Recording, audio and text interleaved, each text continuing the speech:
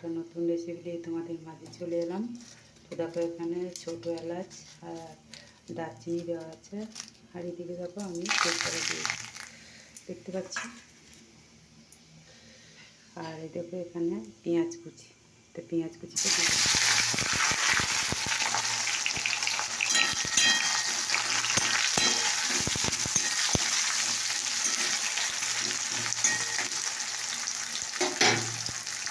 তো দেখো বন্ধুরা ভাজা হয়ে গেছে।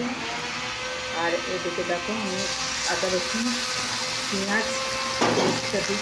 তো দেখো বন্ধুরা আদা রসুন দিয়ে দিয়েছি, দেখো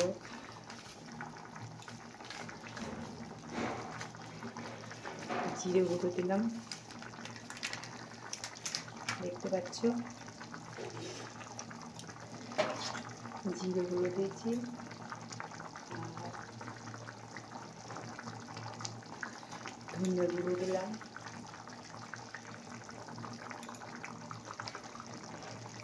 ধনিয়া গুঁড়ো, তারপর হলুদ দিলাম, হলুদ, লঙ্কা গুঁড়ো,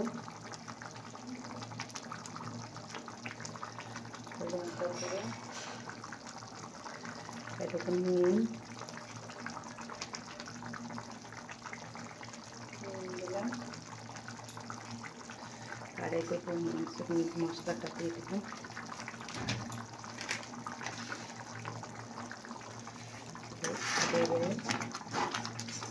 আমি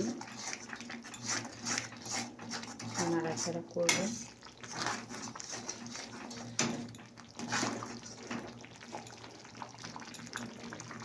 নাড়াচাড়া করবো।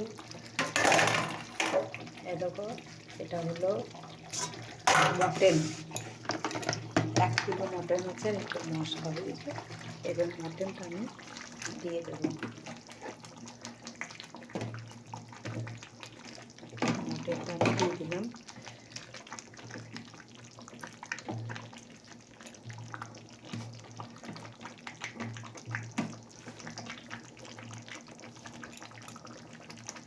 তো এটা বন্ধুরা এটাকে ফুটে কষা হয়ে গেছে, এবার আমি দিয়ে দেবো কিছু।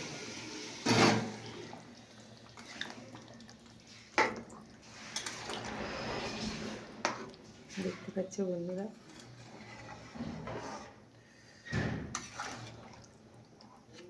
এবার আমি আর একটুখানি জল দিয়ে দেবো। দেখো একটু